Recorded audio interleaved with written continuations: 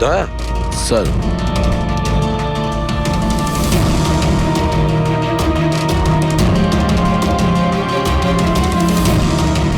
কাতিয়া, মনে হচ্ছে কাতিয়াকে এখানেই বন্দি করে রেখেছিল। এটা কি?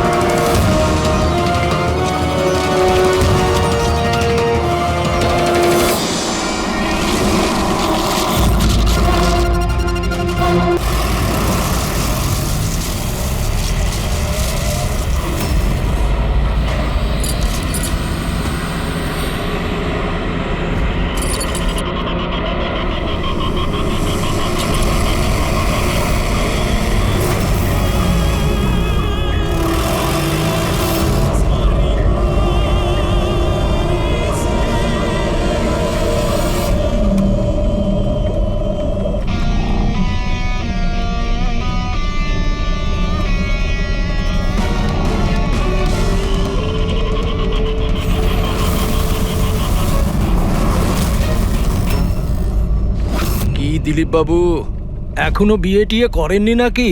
হ্যাঁ, আর তাছাড়াও তোর মতো ফালতু পুলিশ অফিসারের সাথে কোন মেয়ে বিয়ে করতে চাইবে?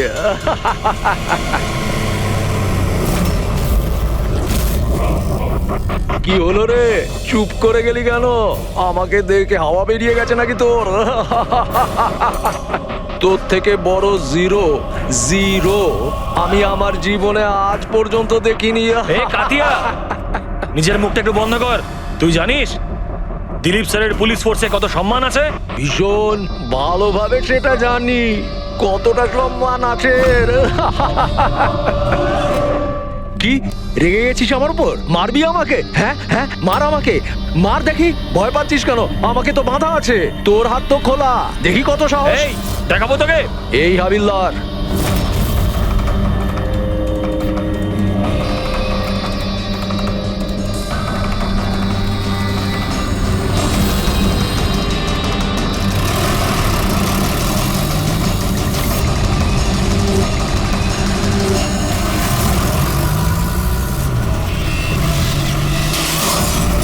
ড্রাইভার, গাড়ি থামিও না, চালিয়ে যাও।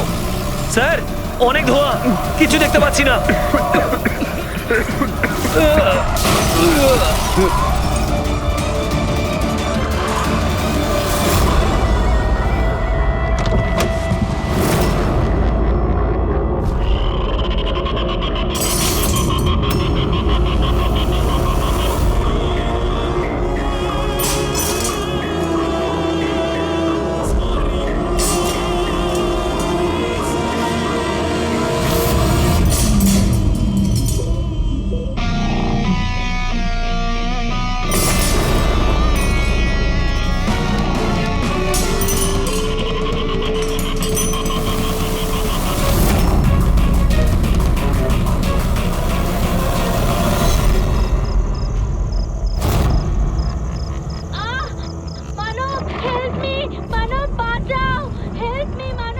ভয়ঙ্কর সিরিয়াল কিলার কাতিয়া জেল থেকে পলাতক। দুদিন আগে ওকে যখন পুলিশ ভ্যানে ট্রান্সফার করা হচ্ছিল, সেই সময় নিজের কিছু সঙ্গীর সাহায্যে কাতিয়া সেখান থেকে পালিয়ে যায়। পুলিশ সকলের উদ্দেশ্যে জানিয়েছে সবাই যেন সচেতন থাকে এবং সজাগ থাকে। দরজা এবং জানলা ভালোভাবে বন্ধ রাখবেন। কাতিয়ার উপর রয়েছে 17টি খুনের অভিযোগ, আর ওর বিশেষত্ব হলো মার্ডার করার আগে ও একটি গান গায়। এই আলো চলে গেল কি করে?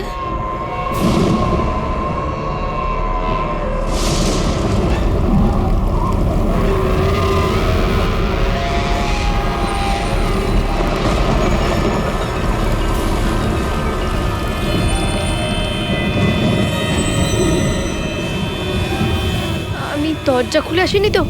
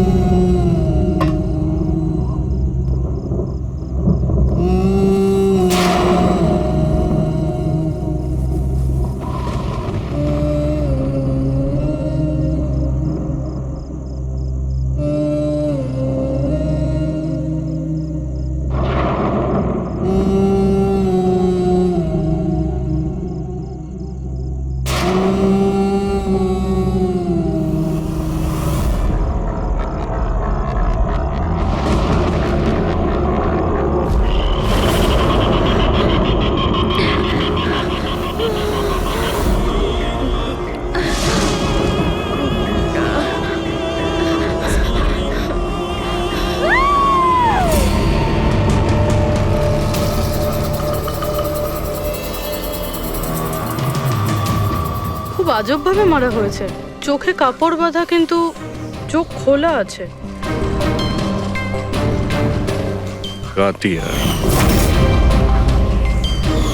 এইভাবে শুধু একটাই লোক খুন করে, কাতিয়া। দুদিনও হয়নি ও পুলিশ ভ্যান থেকে পালিয়েছে, এর মধ্যেই দুটো খুন করেছে ও। একটাই মেয়েটার আর একটা পুনেতে। এই কাতিয়া যে 17টা খুন করেছে একদম সেম ভাবেই করেছে। ভিকটিমের হাত বেঁধে দেয়, গলা কেটে দেয় আর চোখ খোলা থাকে, যাতে মারা যাওয়ার আগে ভিকটিম নিজের ভয়ানক মৃত্যু নিজে দেখতে পারে। আর তারপরে চোখ দুটো বেঁধে দেয়। হ্যাঁ স্যার, এর আগেও যখন ওকে গ্রেফতার করা হয়েছিল তখনও একটা মেয়েকে টর্চার করছিল।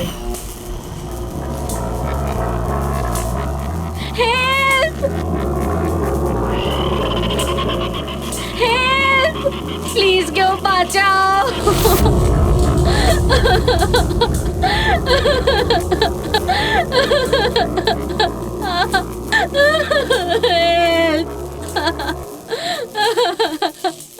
প্লিজ কেউ বাঁচাও, হেল্প।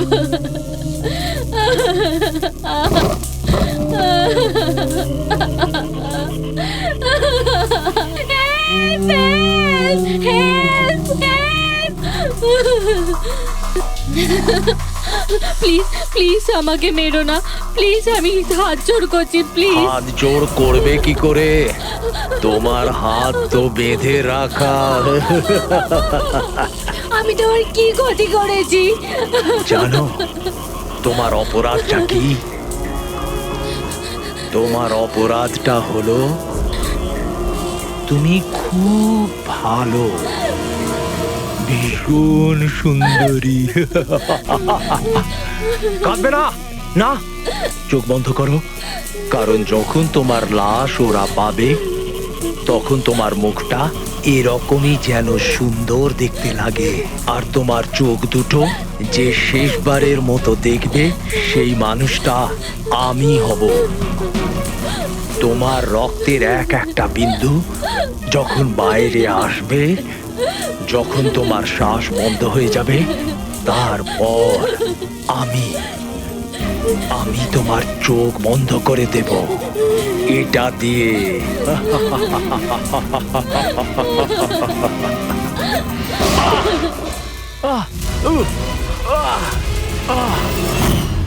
হ্যাঁ রাহুল, বলো। স্যার, আমাদের কফি খেতে যাওয়ার কথা ছিল। পিক করতে যখন আমি এখানে এলাম, ঘরের বেল বাজালাম কিন্তু বাজলো না। বাড়ির দরজা খোলা দেখে আমি ভেতরে চলে এলাম। এসে দেখি মালিনী। স্যার, বেলটা বাজবে কিভাবে? বাড়ির ইলেকট্রিসিটি কাটা রয়েছে, তাও মিটার বক্স থেকে। এবার খুনিকে খোঁজা শুরু করব কিভাবে? সেখান থেকেই যেখান থেকে কাতিয়া ভ্যান থেকে পালিয়েছিল, কোনো না কোনো প্রমাণ তখন অবশ্যই পাবো। আর ও পালিয়েছে যখন নিজের বাড়ির সঙ্গে যোগাযোগ তো করবেই। চলো দেখা যাক। স্যার, এটা সেই জায়গাটাই যেখানে স্মোক বম ফেলা হয়েছিল। আর আমাদের গাড়িটা এখানে এসে থেমেছিল স্যার। গাড়ি এখানে প্রথম থেকেই অপেক্ষা করছিল ভ্যান আসার জন্য। Yes sir. তার মানে স্যার ওরা জানতো যে কাতিয়াকে কখন এখানে আনা হবে। একদম স্যার। আর পুরো প্ল্যানিং এর সাথে আক্রমণ করা হয়েছিল। আচ্ছা, তোমরা এই ভ্যানটা সেন্ট্রাল জেল থেকে নিয়ে আসছিলে না? Yes, sir. মানে এই দিক থেকে? হ্যাঁ। এই দিক থেকে এসে এখানে এসে রাইট নিয়ে নিল। আর স্মোক বোম এই জায়গাটায় ভ্যানের ভিতরে পড়েছিল। ডান দিক থেকে বোমটা ফেলা হয়েছিল। ডান দিক মানে এই দিক থেকে? Yes sir. স্যার, মনে হয় বমটা এখান থেকে ফেলেছিল। এখান থেকে? পঙ্কজ, যেখানে তুমি দাঁড়িয়ে আছো ওখান থেকে এই রাস্তাটা নজরে আসছে? না স্যার। আসছে না? যদি ওখান থেকে রাস্তাটা নজরে না আসে তো এত অ্যাক্টিভেট কেউ কি করে হবে? যে রানিং গাড়িতে কেউ বোম ফেলে দিল, মুশকিল আছে। এটা ঠিক বলছেন স্যার আপনি। না দেখে এভাবে অ্যাকুরেটলি বম ছোড়া ইম্পসিবল। তার মানে ওর নিশ্চয়ই কোনো দ্বিতীয় সাথী ছিল।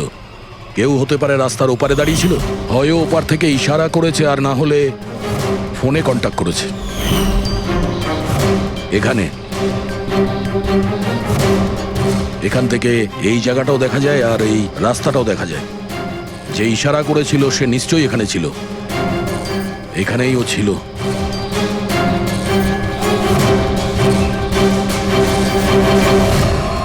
স্যার হুম, এই দেখুন,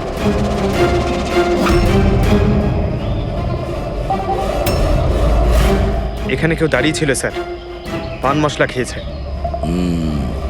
এখানে আরো প্যাকেট আছে, তুলে নাও এগুলো। পঙ্কজ, এই পান মশলার প্যাকেটগুলো ডক্টর সালুকের কাছে পাঠিয়ে দাও। হতে পারে এই প্যাকেটের জন্যই এই লোকটাকে আমরা পেয়ে যাব, আর ওই লোকটার জন্যই হতে পারে আমরা কাতিয়া পর্যন্ত পৌঁছে যাব। কাতিয়া কাতিয়া কাতিয়া, কান পচে গেল কথাটা শুনে। কাতিয়ার বোন বলে কি সারা জীবন ওর পাপের বোঝা বলবো? কেউ আমার সাথে সম্পর্ক রাখে না, আমাকে বিয়েও করতে চায় না। ঠিকই তো, এক খুনির বোনকে কেউ কেন বিয়ে করবে? আরে আরে আরে ম্যাম, আপনি কোথায় যাচ্ছেন? স্যার স্যার, বললাম তো ওখানে কেউ নেই। শান্ত হও, সব জানতে পারা যাবে।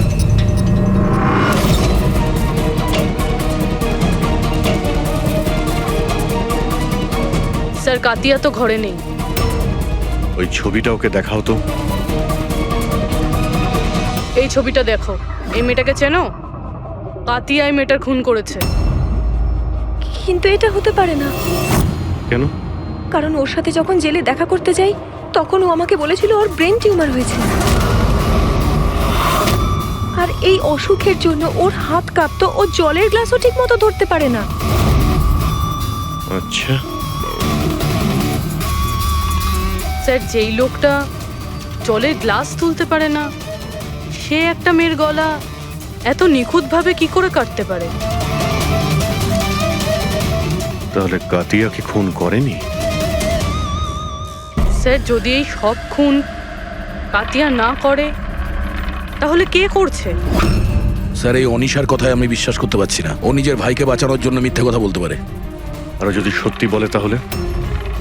আমাদের কাছে এমন কোনো প্রমাণ নেই যাতে আমরা ওর কথাটা মিথ্যে প্রমাণ করতে পারি। প্রমাণ? প্রমাণ আমি দেব তোমাদের। বলো, কি প্রমাণ পেয়েছো? হ্যাঁ, প্রমাণ বাস ওই ক্রাইম স্পটে ওই যে মিটারটা পাওয়া গেছিল, আর ওই ভাঙা দরজাটা, ওই দুটোতেই কাতিয়ার হাতের ছাপ পাওয়া গেছে। তার মানে তুমি বলতে চাইছো এই দুটো খুন কাতিয়া করেছে? একদম একদম ঠিক। মালিনীকেও আর ওই সুনীলকেও, দুটো খুনই কাতিয়া করেছে। ওই পুলিশ, পুনে পুলিশ ক্রাইম স্পটে যে হাতে ছাপ পেয়েছে, ওগুলো কাতিয়ারই হবে। আর ওই পান মশলার প্যাকেটের উপর সেখানে কার আঙ্গুলে ছাপ আছে? সেই ব্যাপারে এখনো চেকিং চলছে, তোমাকে জানাচ্ছি। কি হলো অভিজিৎ, কি ভাবছো? এখনো বিশ্বাস হচ্ছে না? অনিশা আমাদের মিথ্যে কেন বলতে যাবে? ও ভালো মতোই জানে 2 মিনিটও লাগবে না ওর দাদার বিরুদ্ধে আমাদের প্রমাণ জোগাড় করতে। তাহলে ও আমাদের মিথ্যে গল্প কেন শোনাতে যাবে? হতে পারে এই কাতিয়ার বোন অনিশা মিথ্যে বলছে আমাদের। আবার এটাও হতে পারে যে খুনি অন্য কেউ, যে কাতিয়ার খুন করার পদ্ধতিটা খুব ভালো করে জানতো, আর ব্যাস ও কাতিয়ার টেকনিক অ্যাপ্লাই করে এসব করেছে। কপিক্যাট কিলার? হ্যাঁ পুরবি, কপিক্যাট কিলার। এবারে কাতিয়ার ব্যাপারে পুরো ঠিকুজি বের করতে হবে, ওর পুরো কুষ্টি ঠিকুজি খুঁজে বের করতে হবে। আর এই সব ইনফরমেশন আমাদের শুধু একজনই দিতে পারে। কে স্যার? Senior inspector Dilip.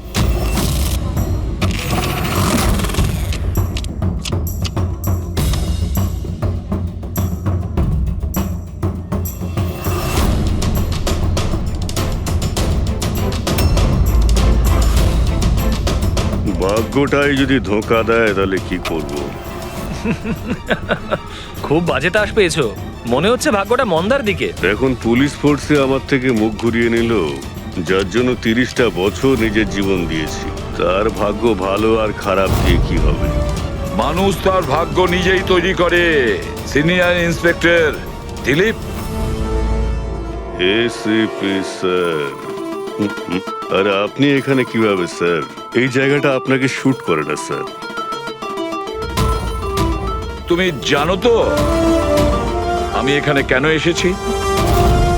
জানি স্যার, কিন্তু আমি আপনাকে কোনো সাহায্য করতে পারবো না কাতিয়াকে ধরতে। দিলীপ, আমি জানি যে তুমি হতাশায় ভুগছো পুলিশ থেকে সাসপেন্ড করার পর। হতাশা? হতাশা খুবই ছোট একটা শব্দ। সমস্ত জীবনটা আমি পুলিশ ফোর্সকে দিয়েছি স্যার। আর কি দিয়েছে পুলিশ ফোর্স আমাকে? আমার যোগ্যতাকে সন্দেহ করেছে। ওরা ভুলে গেছে আমি সেই যে প্রথম কাতিয়ার মতন খুনিকে ধরেছিল। এবার দ্বিতীয় সুযোগ এসেছে তোমার নিজের হারানো সম্মান ফিরে পাওয়ার জন্য। দিলীপ, আমরা একসাথে মিলে কাতিয়াকে ধরবো। বলো রাজি?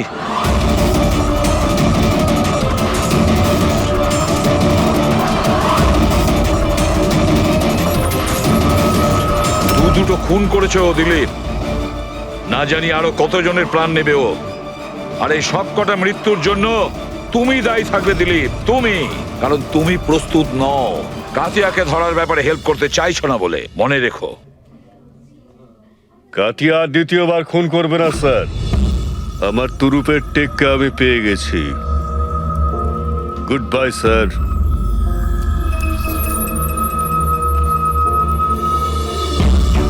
উনি তো এসিপি প্রদ্যুমান, তাই না? এখানে কি করতে এসেছিল? আমাকে কর্তব্যের শিক্ষা দিতে এসেছিল।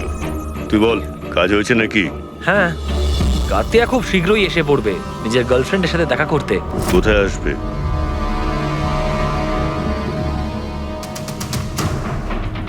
বা দিলীপ, এখনো হার মানছো না? এখনো কাতিয়াকে ধরার চেষ্টা করছো?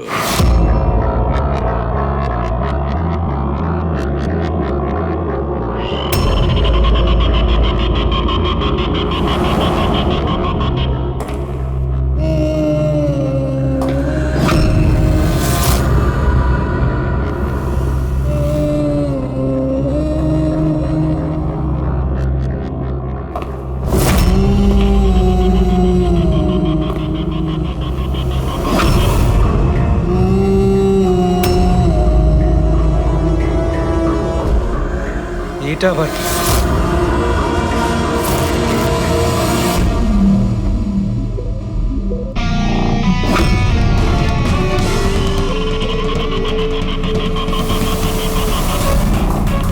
কে কে কে তুমি?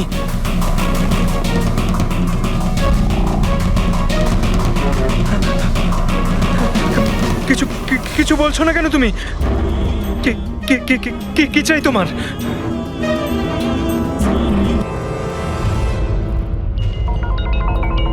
দীপা, সত্যি তুমি এতটা ইরেসপন্সিবল কি করে হলে? স্টাফ রুমে মোবাইল ফেলে গেছো? ওহো বাবা, হয়ে যায় কখনো কখনো, তাতে এত রেগে যাওয়ার কি আছে? এত রাতে ললিত এখানে কি করছে? মনে হয় স্কুল প্রজেক্ট এখনো শেষ হয়নি।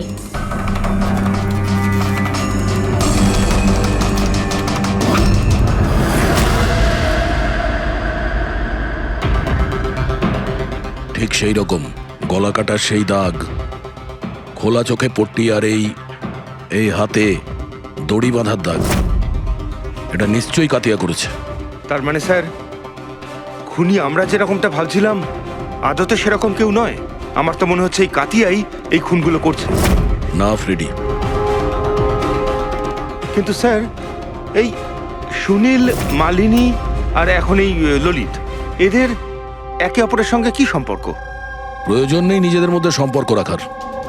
কারণ এই কাতিয়া যে কোনো কাউকে কোনো কারণ ছাড়াই, কোনো ভাবনা চিন্তা না করেই মেরে দেয়। স্যার আসুন। স্যার, ইনি এখানকার ওয়াচম্যান। ইনি বলছিলেন যে পুরো স্কুল খালি হয়ে গেছিল ললিত ছাড়া, আর ব্যাস এনারা দুজন এসেছিলেন। ও, তার মানে এই কাতিয়া গেট দিয়ে ভেতরে আসেনি, অন্য কোনো রাস্তা দিয়ে ভেতরে এসছে। কিন্তু স্যার, ক্লাসে আসার কোনো অন্য রাস্তা নেই। তাহলে হতে পারে ও অন্য কোনো রাস্তা বানিয়ে নিয়েছে।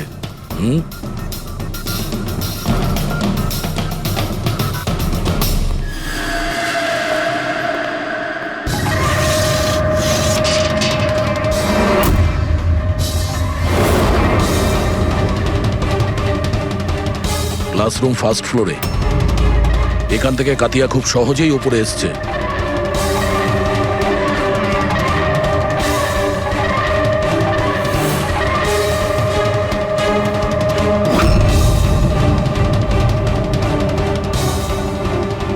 স্যার, হ্যাঁ, বাইরে পানওয়ালাটার সাথে কথা বললাম, বললো যে 2 ঘন্টা আগে নাকি কাউকে পেছনের রাস্তা দিয়ে স্কুল কম্পাউন্ডে ঢুকতে দেখেছে ও।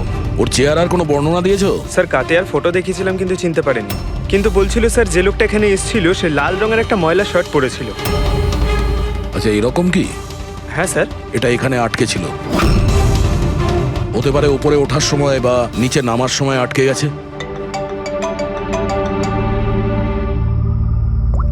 হ্যাঁ অভিজিৎ, কি? ঠিক আছে, হ্যাঁ আমাকে আপডেট দিতে থেকো। কি হয়েছে স্যার? ওই যে পান মশলার প্যাকেটগুলো পেয়েছিলাম আমরা রাস্তার ওপর, ওতে অনিশার আঙুলের ছাপ আছে। তুমি জানো এটা কোথা থেকে পেয়েছি আমরা? তুমি জানবে নিশ্চয়ই। আর তুমি এটাও জানো নিশ্চয়ই এখানে কার আঙুলের ছাপ রয়েছে। হ্যাঁ, মিথ্যে বলেছিলাম আপনাদেরকে। গিয়েছিলাম ওখানে সাহায্য করতে, যাতে ও ভ্যান থেকে পালাতে পারে। তুমি জানো এটা কত বড় অপরাধ? কাজটা ঠিক হোক বা ভুল, আফটার অল তো আমার দাদা। ওর ব্রেন টিউমারের কথাটা আমাকে যখন বলল, আর সেই সাথে বলল জীবনের শেষ দিনগুলো ও জেলে কাটাতে চায় না, তখন খুব কষ্ট হলো। তো তুমি ওখানে চলে যাও ওকে বাঁচানোর জন্য। তুমি পুলিশ ভ্যানে আক্রমণ করাও। আমি ওখানে গিয়েছিলাম ঠিকই, কিন্তু সত্যিটা হলো আমি গিয়ে যে কিছু করব তার আগে অন্য কেউ ওকে ওখান থেকে নিয়ে যায়।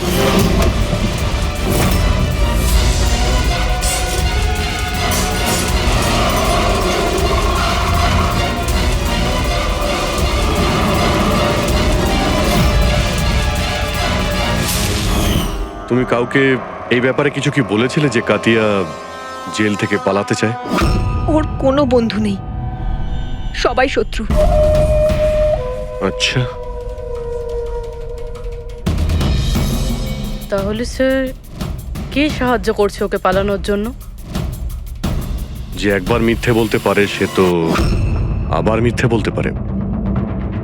এর উপর নজর রাখতে হবে। দিলীপ, এই 2টো খুন ছাড়াও 17টা খুন, আরো 17টা খুন করেছে। যে করেই হোক ওকে থামাতে হবে। একটা খুব সাধারণ অপরাধীর জন্য আমাকে ফোর্স থেকে বার করে দেওয়া হয়েছে। তুমি ভুলে গেছো তোমার নিজের শপথ, যখন তুমি প্রথম পুলিশের ইউনিফর্ম পরেছিলে? ভুলে গেছো? ধিক্কার জানাই তোমাকে। স্যার, আমি এখানে মদ খেতে নয়, আমি এখানে তদন্ত করতে এসেছি। তার মানে কি? এক খোঁচর আমাকে বলেছে কাতিয়ার গার্লফ্রেন্ড প্রায়শই এখানে আসা যাওয়া করে। আমি ওকেই খুঁজছি স্যার। আমি সন্দেহ করছি যে কাতিয়া আসল খুনি নয়, এ কোনো কপিক্যাট কিলার যে কাতিয়াকে নকল করছে। মানে কপিক্যাট কিলার? হ্যাঁ দিলীপ। স্যার, একটা উপায় আছে এই ধরনের নকল খুনিকে ধরার। কি? একটা ব্যাপার আছে যেটা শুধু আমি আর কাতিয়া জানি স্যার, মিডিয়া জানে না স্যার। কাতিয়া প্রত্যেকটা খুনের পর পরিষ্কার করে স্যার, আর প্রত্যেকটা খুনের পর ও স্নানও করে স্যার। এই কথাটা কেউ জানে না স্যার, শুধু আমি আর কাতিয়াই জানি sir. Fantastic, fantastic. Hello Abhijit,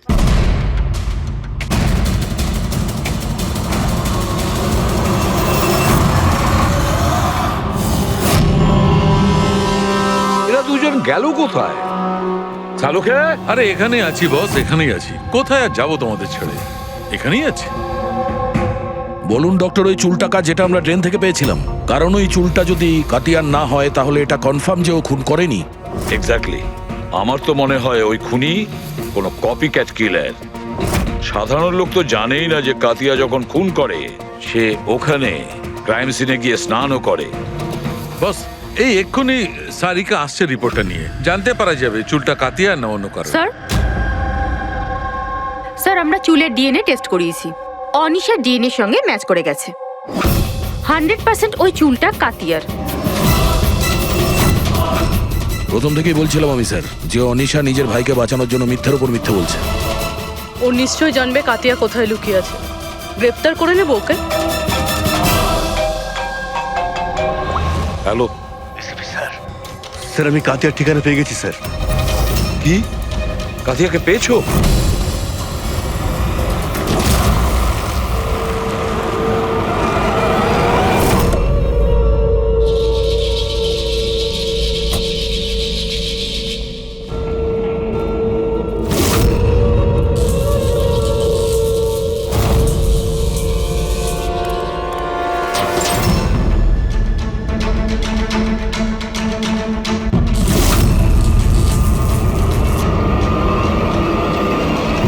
sir গুলি চালাবেন না স্যার। স্যার আমি কাতিয়া কোথায়? ওইদিকে।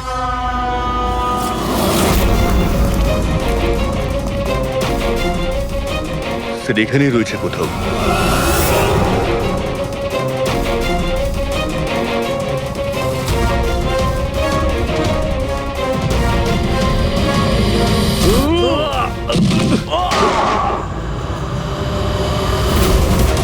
দিলীপ, তুমি ঠিক আছো তো? দিলীপকে হসপিটালে নিয়ে যাও, সাবধানে।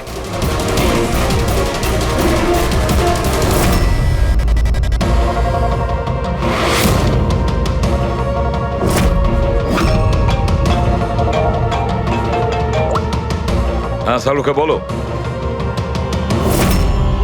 হোয়াট? কাতিয়া খুনি নয়? যদি কাতিয়াই খুনি ছিল তাহলে ওর লাশ এখন আপনার সামনেই রয়েছে, তাও আপনি বলছেন যে কেসটা শেষ হয়নি। হ্যাঁ, তবুও আমি বলছি কেসটা শেষ হয়নি। কেস শেষ হয়নি? না। খুনি কাতিয়া নয়, অন্য কেউ। এক্স্যাক্টলি। এই 3টে খুনি এ করেনি, অন্য কেউ করেছে। স্যার আমরা ওই চুলের স্যাম্পলগুলো চেক করেছিলাম যেগুলো আপনারা ক্রাইম সিন থেকে পেয়েছিলেন। ওই চুলগুলো থেকে আমরা মাইগ্রেন, মাথার যন্ত্রণার ওষুধ পেয়েছি। এমন মাথার যন্ত্রণা যেগুলো ব্রেন টিউমারের রোগীদের হয়ে থাকে, তাদেরই দেওয়া হয়। তার মানে কাতিয়ার বোন অনিশা সত্যি বলছিল, কাতিয়ার আগের থেকেই ব্রেন টিউমার ছিল। হ্যাঁ স্যার, আমরা এর এমআরআই করেও চেক করেছি। এমন টিউমার ছিল যাতে ওর হাত কাঁপতো। একদম। আর সেই জন্যে যেভাবে ক্লিন কাট আছে গলার ওপরে, সেটা এই লোকটি করতেই পারবে না। এ এত পরিষ্কার করে গলা কাটতেই পারবে না। কিন্তু স্যার আক্রমণের সময় তো এর হাতে ছুরি বাঁধা ছিল, তাই না? পুরবি হয়তো ওই সময় ওর হাতে ছুরি বাঁধা ছিল, তবুও তো ওর হাত কাঁপতো, তাই না? আর হাত কাঁপলে আঘাতও টেরা বেঁকা হতো, সরল রেখায় হতো না। হতে পারে ওই ছুরিটা ওর হাতে বাঁধা ছিল এই জন্যই যে ওই ছুরিটা পড়ে যেন না যায়। যদি এই খুন কাতিয়া না করে থাকে তাহলে ওর চুল আর আঙ্গুলের ছাপ ক্রাইম সিনে আসলো কিভাবে? ক্রাইম সিনে আসলো কিভাবে? কেন? কি উদ্দেশ্য থাকতে পারে এই কপিক্যাট কিলারের খুন করার জন্য? স্যার এই 3জন ভিকটিমের মধ্যে কোনো সামঞ্জস্য নেই, কিছুই কমন নেই। আর এই সুনীল, ও তো থাকতোই অন্য শহরে, পুনেতে। হ্যাঁ স্যার, না তো এদের স্কুল কলেজ এক, না তো কাজ। একজন ইঞ্জিনিয়ার, একজন সিএ। এই সোশ্যাল মিডিয়াতে কি তুমি দেখেছো যদি কোনো কমন ফ্রেন্ড থাকে? স্যার কোনো কমন ফ্রেন্ড নেই, চেক করেছি আমি। কিন্তু স্যার খুনি এই 3জনকেই কেন টার্গেট করেছিল? সেটাই তো। কেন? স্যার ডেকেছিলেন আমাকে? হ্যাঁ রাহুল, এসো। এই ফটো দুটো ভালো করে দেখো। এ সুনীল আর এ ললিত, এদের দুজনের মধ্যে কাউকে তুমি চিনতে কি? একটু মন দিয়ে দেখো, মনে করো। না স্যার। কিন্তু কেন? আমি সন্দেহ করছি এই দুজনকে খুন, মানে সুনীল আর ললিতকেও খুন মালিনীর খুনিই করেছে। কারণ আমাদের মনে হলো হয়তো তুমি জানবে যে মালিনীর কি এদের সঙ্গে কোনো কানেকশন ছিল। স্যার যদি কোনো কানেকশন থেকেও থাকে আমি বলতে পারবো না। তার মানে? কারণ মালিনীকে আমি অত ভালো করে চিনতাম না। 10 বছর আগে একটা পিকনিকে দেখা হয়েছিল, তারপরে আমাদের কোনো টাচ ছিল না। তারপর আমি ওর ছবির সাহায্যে সোশ্যাল মিডিয়াতে আইডি সার্চ করলাম আর ওকে রিকোয়েস্ট পাঠালাম। আমাদের সেদিন কফি শপে যাওয়ার কথা ছিল, কিন্তু এটা দেখুন, 10 বছর পুরনো পিকনিকের ফটো এখনো আমার ফোনে আছে। আচ্ছা, এটা কিনাডাম না লোনাওয়ালাতে? হ্যাঁ স্যার। কিলা ড্যাম, লোনাভলা। Sir 1 minute.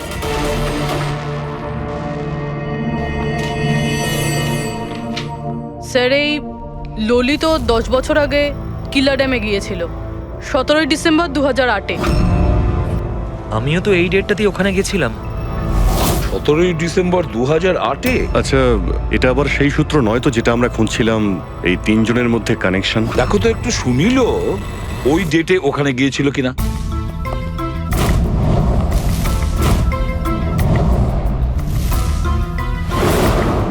হ্যাঁ স্যার, এই সুনীলও গেছিল ওই নিজের কলেজের বন্ধুদের সাথে, ঠিক ওই তারিখেই ওই জায়গাতেই। তিনজনের একসঙ্গে থাকা ওই একই ডেটে, এটা কোনো কোইন্সিডেন্স হতে পারে না স্যার। Exactly Abhijit, 17 December 2008। নিশ্চয়ই সেদিন ওখানে কিছু হয়েছিল যার কারণে খুন হয়েছে।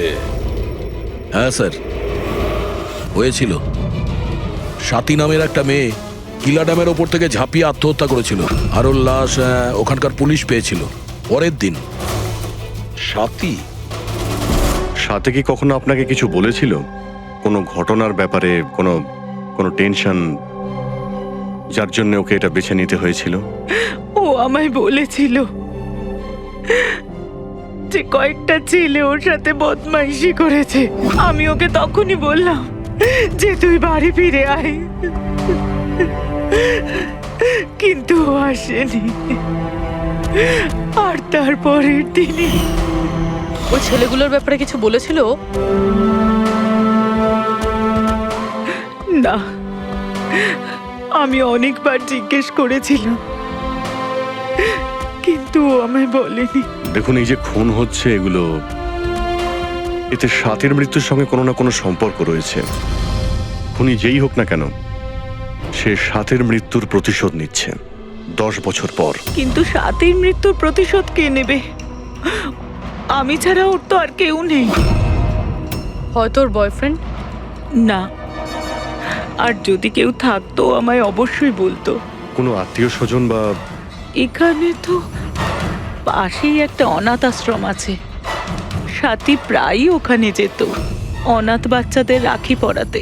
ওদেরকে ভাই বলে ডাকতো। স্বাতীর মৃত্যুর পর একটা ছেলে এখানে এসেছিল, খুব কষ্ট পেয়েছে ও। কে ছিল সে, আপনি বলতে পারবেন তার ব্যাপারে? এত বছর পরে আমি ওর মুখ বা নাম তো বলতে পারবো না, আর তারপরে ও আর কখনো আসেও নি। আচ্ছা, কি কি কথা হয়েছিল আপনার মনে আছে? ও শুধু এটাই বলছিল যে ঘটনার দিন স্বাতী ওকেও ফোন করেছিল, সব কিছু বলেছে ওকে, আর ও স্বাতীকে আত্মহত্যা করা থেকে আটকাতে পারেনি। স্বাতীর ধর্ম দাদা। আচ্ছা সালুকে একটু তাড়াতাড়ি বলবে? হ্যাঁ হ্যাঁ, 1 মিনিট। জানতে পেরেছি বস, দুটো জিনিস জানা গেছে যাতে করে এই কেসটা বদলে যেতে পারে। প্রথমত হলো এর পেটের মধ্যে আমি দুধ আর ব্রেডের ট্রেসেস পেয়েছি।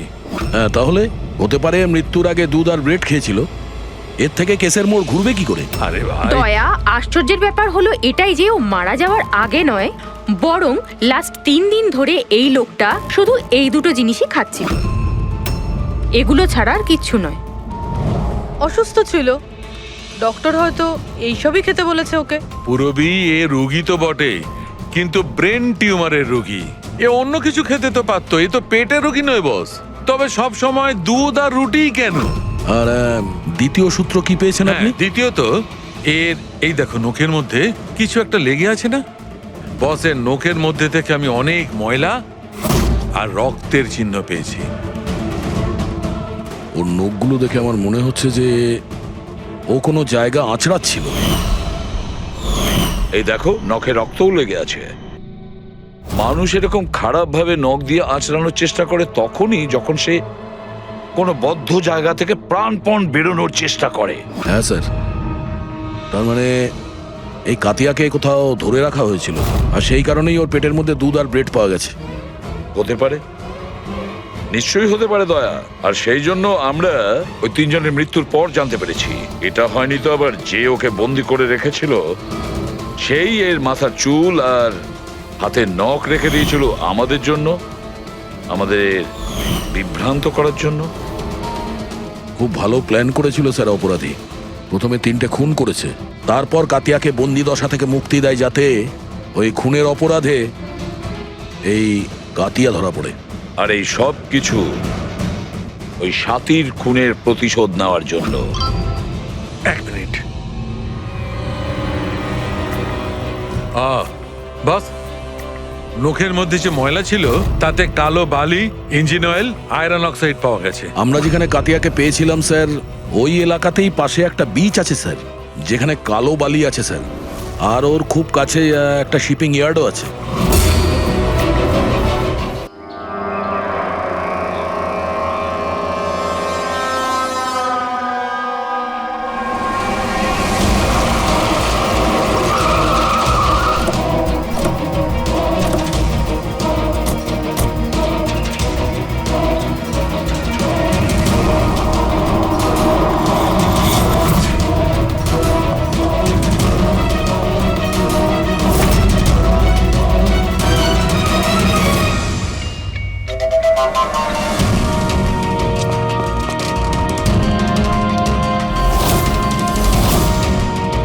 দয়া, স্যার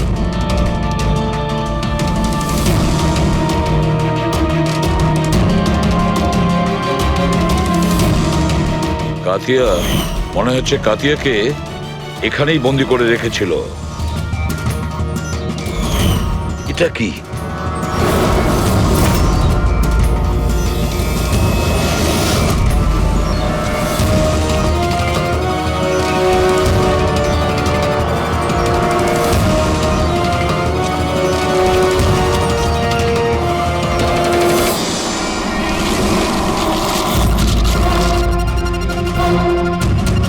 মনে হচ্ছে এটা সেই ভ্যান যার ব্যাপারে অনিশা আমাদের বলেছিল। তার মানে ওদের আড্ডা এখানেই কোথাও হবে। স্যার হতে পারে এখান থেকে কোনো প্রমাণ পেয়ে যাব। হ্যাঁ, দেখো গাড়ির কোনো পেপার আছে কিনা।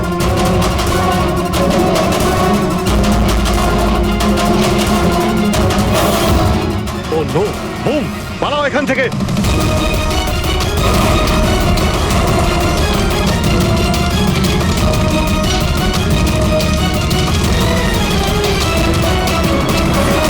এই, এই, এই, দাঁড়া, এই দাঁড়া, দাঁড়া বলছি, দাঁড়া। কোথায় পালাচ্ছিলি? হ্যাঁ,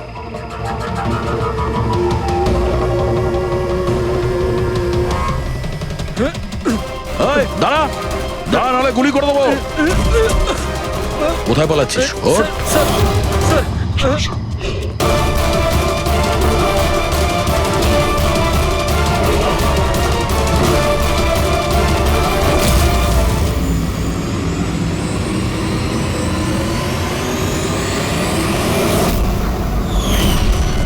সিনিয়র ইন্সপেক্টর দিলীপ, সাথীর ধর্ম ভাই, যাকে ও ফোন করেছিল। হ্যাঁ, বোন ছিল আমার। যেদিন ও আমাকে ওই 3 জনের নাম বলল, আমি কথা দিয়েছিলাম ওকে যে আমি ওদের থেকে এক একটা হিসেব নেব। কিন্তু পরের দিনই ও আত্মহত্যা করে। তুমি একজন পুলিশ অফিসার, আইনের সাহায্য তুমি ওকে শাস্তি দিতে পারতে। তোমার কি মনে হয় আমি চেষ্টা করিনি? গত 10 বছর ধরে আমি একটাই চেষ্টা করে যাচ্ছি যে আইনগতভাবে ওদের শাস্তি দেওয়ানোর, কিন্তু কেউ এগিয়ে আসেনি।